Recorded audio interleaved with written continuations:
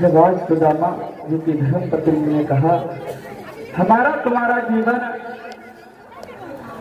भीख काटते काटते गुजर रहा है, कट चुका है, बुढ़ापा आ गया है, पति देख इसका कारण क्या है, ये विपदा हम पे क्यों है।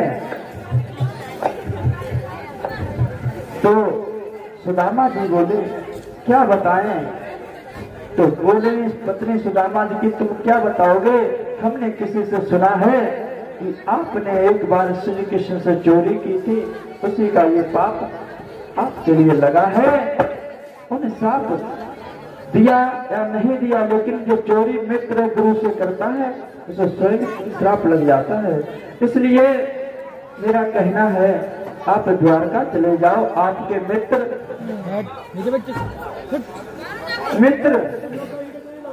श्री कृष्ण है। भटकते नाथ को दुनिया में दान दाने को,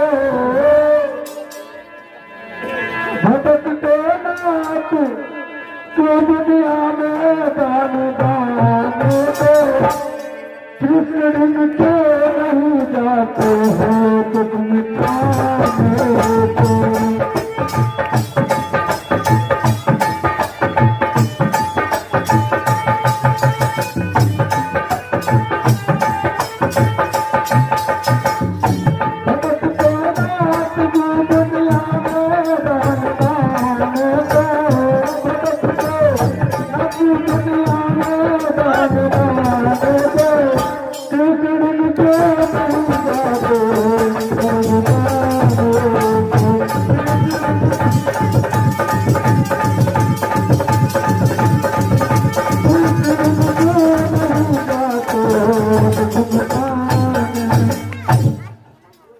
जब इतनी बात सुदामा जी से सुदामा जी की पत्नी ने कहा कि क्यों नहीं जाते हो, क्यों जाने के लिए भटकते हो, आपका तो मित्र राजा है, तीनों लोगों का महाराजा है। महाराजा क्या वो तो पूरे संसार का परम पिता परमात्मा है। बोले अरे क्या कहती हो आप, क्या कह रही हो, तुम्हें नहीं पता पूरा जीवन मेरा गुजर गया। और भैया इधर शांति दान दो भैया, शोर ना मचाओ। जब या तो सोरे मचा रहे हो कथा सुन लियो भैया।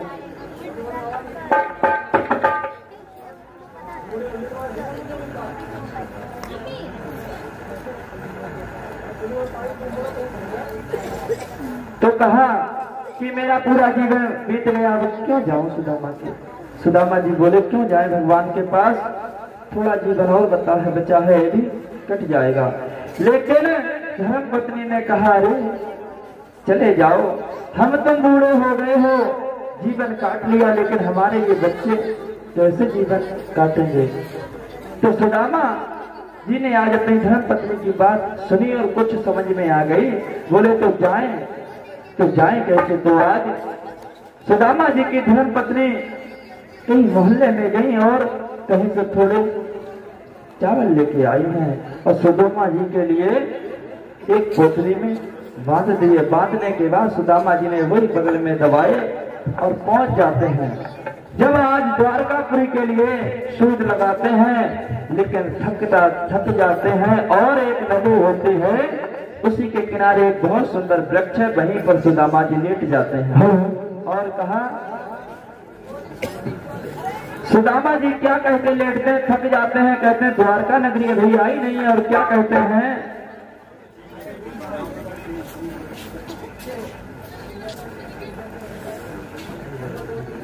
सुदामा जी बोले क्या, भूख लगती है प्यास लगती है, भूख लगती है प्यास लगती है, पर जिंदगी मेरी उदास रहती है।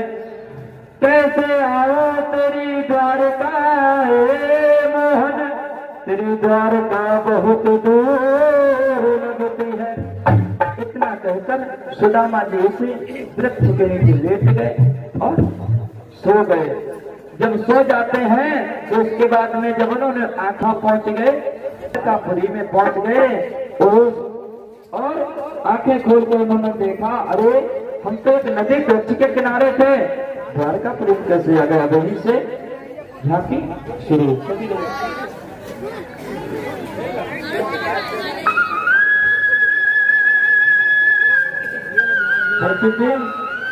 महाराज गरीबी से बुरा हाल धर्मपत्नी के बार बार कहने पर सुदामा न चाहते हुए बचपन के मित्र कृष्ण से मिलने चला। द्वारकाधीश के महलों के अंदर जाने का प्रयास किया तो द्वारपालों ने रोका। अरे ब्राह्मण, किधर को जा रहे हो? जानते भी हो यह मार्ग किधर जा रहा है? यह मार्ग द्वारकाधीश श्री कृष्ण के महलों को जाता है। हे विप्र, तुम यहाँ कहाँ भटक रहे हो? ए भाई, जानता हूँ ये मार्ग श्री कृष्ण के महलों को जाता है। मैं उनसे ही मिलने आया हूँ भाई। यह भी खूब रही, द्वारकाधीश से मिलने का यह कौन सा समय है? महाराज अभी दुकान में नहीं है। अरे पंडित जी, श्री कृष्ण अपने महल के शयन कक्ष में आराम कर रहे हैं।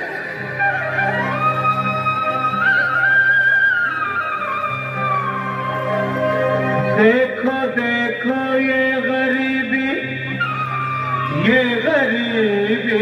का हाल, कृष्ण के दर पे विश्वास लेके आया हूँ। मेरे बचपन का यार है मेरा श्याम, यही सोच कर मैं आस करके आया हूँ।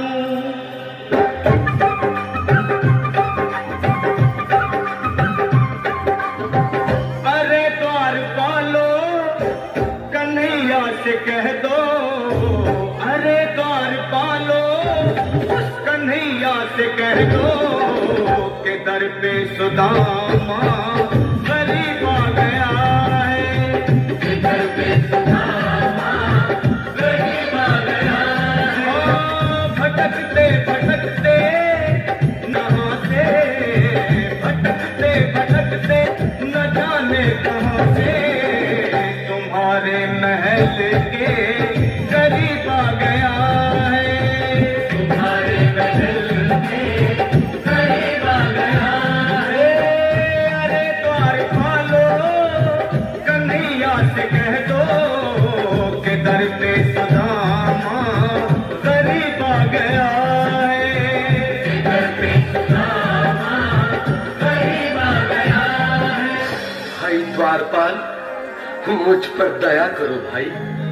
बस तुम जाकर कन्हैया को ये बता दो कि उनका बाल सखा सुदामा मिलने आया है। मेरे इस फटे हाल पर मत जाओ भाई।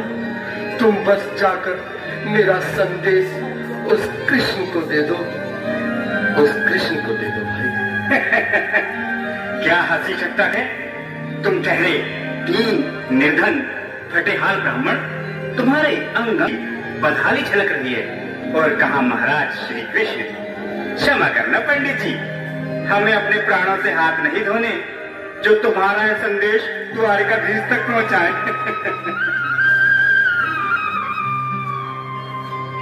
न सर पे है पगड़ी, न तन पे है जामा, बता दो कन्हैया को नाम है सुदामा। बता दो कन्हैया को नाम है सुदामा। बता दो कन्हैया को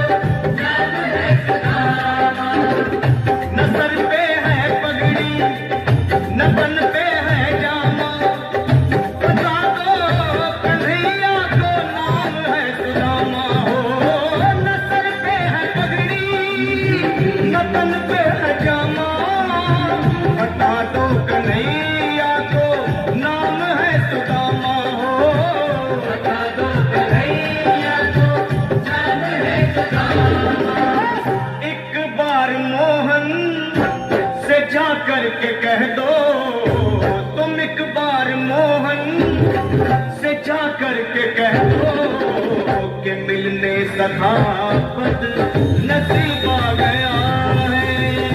मिलने सखावत नसीब आ गया है। अरे द्वार पालो कन्हैया से कह दो कि दर पे सुदामा गरीब आ गया है। दर पे सुदामा गरीब आ गया है।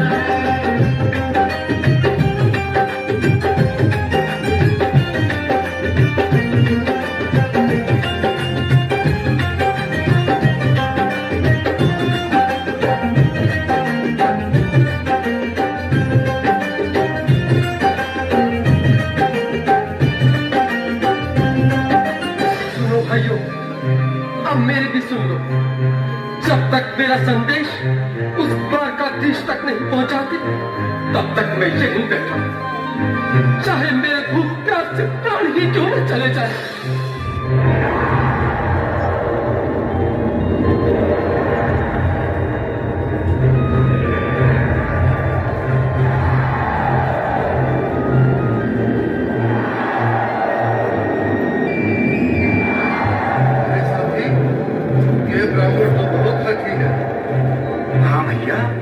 सुबह से शाम होने को है पर ये यहाँ से जाने का नाम ही नहीं ले रहा। अरे देखो तो सही, इसकी देह कैसे कांप रही है। लगता है जैसे प्राण हिंदों पर अटके हैं। भगवान न करे अगर ब्राह्मण ने यही प्राण त्याग दिए तो, और अगर ये सच में द्वारकाधीश का मित्र हो तो क्या होगा भैया? सही कहते हो, अगर ब्राह्मण हत्या का पाप लग गया तो पीढ़ियां नरक भोगेगी। अगर महाराज का मित्र हुआ तो मृत्यु दंड का भय है। अपनी आने वाली पीढ़ियों को नरक में डालने से तो ये संदेश पहुंचाना ही ज्यादा अच्छा है। क्यों ना महाराज का संदेश पहुंचा दें। ऐसे करो, तुम जाओ भैया। तुम जाओ भैया, तुम उम्र में बड़े ठहरे, मेरी बात तो समझो, तुम ही जाओ। देखो भाई, मैं ठहरा बाल बच्चेदार परिवार वाला, मेरे बूढ़े माँ बाप हैं, तुम ठहरे कुंवारे अकेले। अच्छा, मैं ही जाता हूँ। बिल्कुल, थोड़ा रास्ता दे दे, बिल्कुल बीच में। आज भी लीलाधारी के चेहरे पर मुस्कान है। लगता है जरूर कोई नई लीला रचने वाले हैं। द्वारकाधीश की जय हो। कहो द्वारपाल, इस समय कैसे आना हुआ? महाराज क्षमा चाहता हूँ, पर कारण ही कुछ ऐसा है। द्वार पर एक ब्राह्मण स्वयं को रुक क्यों गए? आगे बोलो। द्वार पर एक गरीब ब्राह्मण स्वयं को आपका मित्र बताता है, आपसे मिलना चाहता है। अपना नाम सुदामा बताता है। सुदामा? क्या कहा? सुदामा? मेरा बाल सका सुदामा? मेरे बचपन का मित्र सुदामा? सुदामा, मेरा मित्र सुदामा, सुदामा। चरण पादुका तो स्वामी, स्वामी, स्वामी, स्वामी। सुनते ही तुम्हें ले आए मोहन, लगाया गले से। क्योंकि लाल सफा से मिले, साक्षात कृष्ण भगवान आए हैं।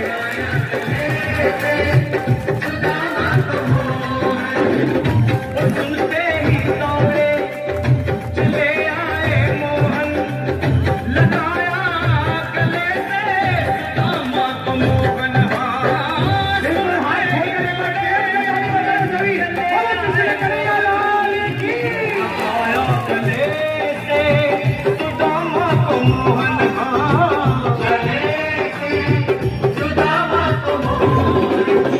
हुआ रुक्मणी को बहुत ही अचंभा, हुआ रुक्मणी को बहुत ही अचंभा। ये मेहमान कैसा अजीब आ गया है, मेहमान कैसा अजीब आ गया। हुआ रुक्मणी को अचंभा ये मेहमान कैसा अजीब आ गया है, ये मेहमान कैसा आ गया है।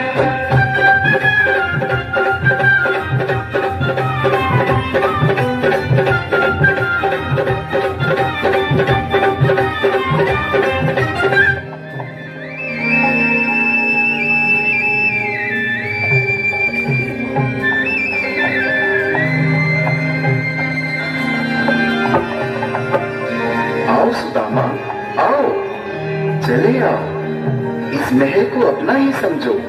मेरे बाल सखा शर्माना कैसा, चले आओ। रुक्मणी रुक्मणी, मेरे मित्र के स्वागत की तैयारी करो। घबराओ मत सुदामा, सिंहासन पर बैठो। नहीं नहीं, मैं आपके सिंहासन पर कभी नहीं महाराज। ये पाप मुझसे ना होगा। ये द्वारकाधीश, मैं निर्धन, बदनसीब, बक्का मारा तुझ ब्राह्मण आपके चरणों में बैठ सकूं तो मेरा सौभाग्य होगा। हे दीनानाथ, हे दीनानाथ, हे दीनानाथ। सुदामा, मुझे महाराज कहकर प्रताड़ित न करो। मैं संसार के लिए द्वारकाधीश हूँ, पर तुम्हारे लिए सिर्फ तुम्हारा बाल सखा हूँ। मुझे बचपन की तरह कृष्ण, कन्हैया या मोहन कहकर पुकारो। महाराज,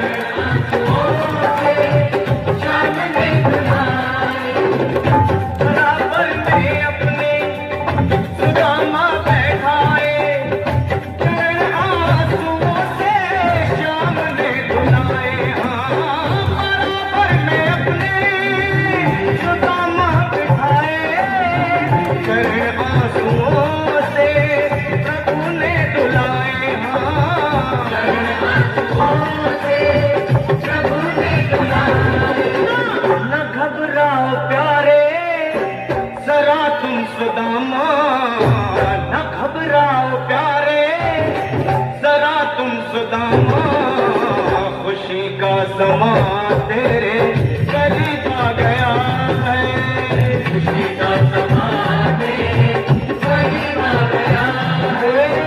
न घबराओ प्यारे, जरा तुम सुदामा, न घबराओ प्यारे, जरा तुम सुदामा, खुशी का समा तेरे करीब आ गया है, खुशी का समा तेरे करीब आ गया है, खुशी का समा तेरे करीब आ गया है, खुशी का समा तेरे करीब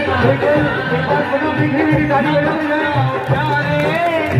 जरा तुम सुदामा, न घबराओ प्यारे, जरा भी सुदामा, खुशी का समा तेरे करीब आ गया है, खुशी का समा तेरे करीब आ गया है। हाँ, खुशी का समा तेरे करीब आ गया है, खुशी का समा तेरे करीब आ गया है, खुशी का समा तेरे करीब आ गया है, खुशी का समा तेरे करीब आ गया है। कन्हैया भैया, भाभी ने आपके भेंट के लिए हमें कुछ नहीं दिया आपको? अरे हम कहाँ भक्कड़ आदमी, मांग मांग के खान वाले। अब कभी थोड़ा तो है ना घर पे, ऐसे ही चले क्या देती तो को? ऐसा नहीं होगा कि भाभी ने आपको खाली हाथ ही पटा दिए। अरे कन्हैया भैया, कैसी बातें करत हो, कुछ ना दियो है, खाली हाथ ही भेज दिए थोड़ी भाभी ने। ये पोटरी में क्या संभाल रही? पोटली में का है वो कुछ ना है, कुछ तो है। अरे वो लंगोट की गांठी है, वो नहीं भाई मोटी होगी थोड़ी। तो लंगोट की गांठी यदि मोटी होगी दिखाओ तो जरा। अरे ना, अरे दिखाओ तो। अरे ना, अरे तो दिखाओ तो। अरे खुल जाएगी। अरे दिखाओ तो। अरे खुल जाएगी। अरे ना खोल। अरे कन्हैया, अरे ना अरे खोल। भाई ये छोटे बच्चे हाथ में गही ना है अभी। अरे कुछ तो छुपा रहे हो तुम्हें। अरे कुछ ना है, अरे कह तो रहा हूँ कुछ तो है। कुछ तो ना है। अरे कुछ तो है। अरे ना, कुछ तो है।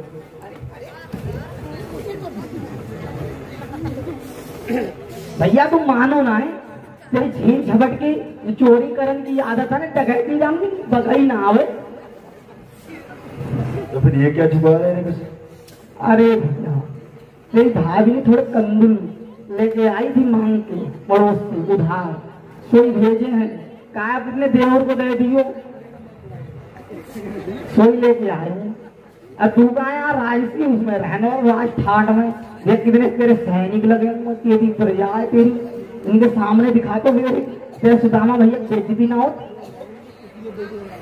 इतने अनमोल चीज भेजे भाभी और तुम इन्हें छुपा रहे थे। यही रूह का सूबा है ना जो मिला सुन लिया है। ये तो दुनिया के वो अनमोल रतन है, इनकी कोई चर्चा नहीं की जा सकती।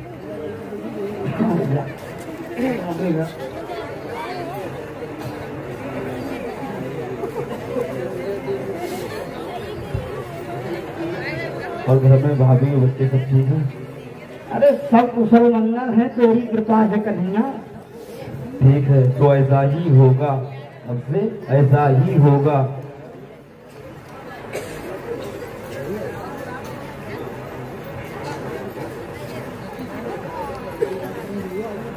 कहाँ पे हमें तो ध्यान ही नहीं का हो रहा है। पहली मुट्ठी सुदामा से आज श्री कृष्ण ने पोटली छीन ली तो श्री कृष्ण ने पहले मुट्ठी भरी और रुक्मिणी से आ रही है और मुट्ठी भरी है पहले मुट्ठी और खाली है श्री कृष्ण जी ने। जब पहली मुट्ठी खाली है पहली मुट्ठी में एक लोक दे दिया, जब दूसरी मुट्ठी खाने वाले हैं तो दूसरी भी मुट्ठी खाली है और दूसरा लोक दे दिया। अब जैसे ही आज श्री कृष्ण ने तीसरी मुट्ठी भरी और खाने के लिए ऊपर करी तब तक रुक्मिणी ने हाथ पकड़ लिया और बोले स्वामी आपने पहली मुट्ठी में, बोलो तो बोल लिया, आपने पहली मुट्ठी में पहला लोक दे दिया, दूसरी मुट्ठी में दूसरा लोक दे दिया। अरे स्वामी आप ये तीसरी मुट्ठी खा रहे हो, जब अपना भी लोक दे दोगे तो आप कहाँ रहोगे? जब इतनी बात कही है तो श्री कृष्ण का बोले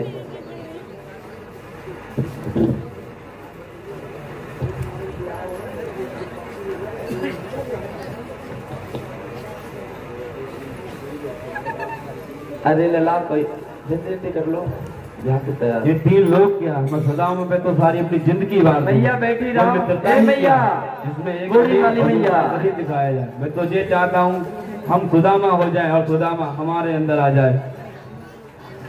तो क्या हुआ आज? तो श्री कृष्ण ने सुदामा के लिए यहीं पे विदा करते हैं और विदा करने के बाद जब सुदामा अपनी नगरी में पहुंचते हैं, जब पहुंचते हैं तो छोटी सी झोपड़ी है वहां। जब सुदामा जी द्वारका आए थे तो छोटी सी झोपड़ी छोड़ के आए थे, जब गए हैं कहीं पे महल बन गया। सुदामा इधर उधर देखते हैं, अरे हमारी यहीं पे झोपड़ी थी किधर गई?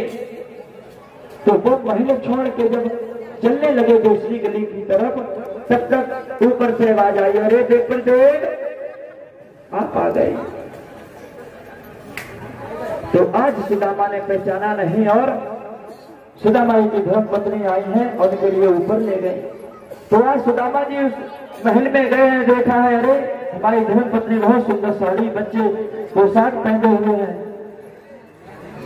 जब ये बात सुदामा जी ने धर्म पत्नी से पूछी थी तो सुदामा उनकी धर्म पत्नी बोली, हाँ कोई आए थे उन्होंने ये सुदामापुरी बना दी, एक द्वारकापुरी और एक सुदामापुरी।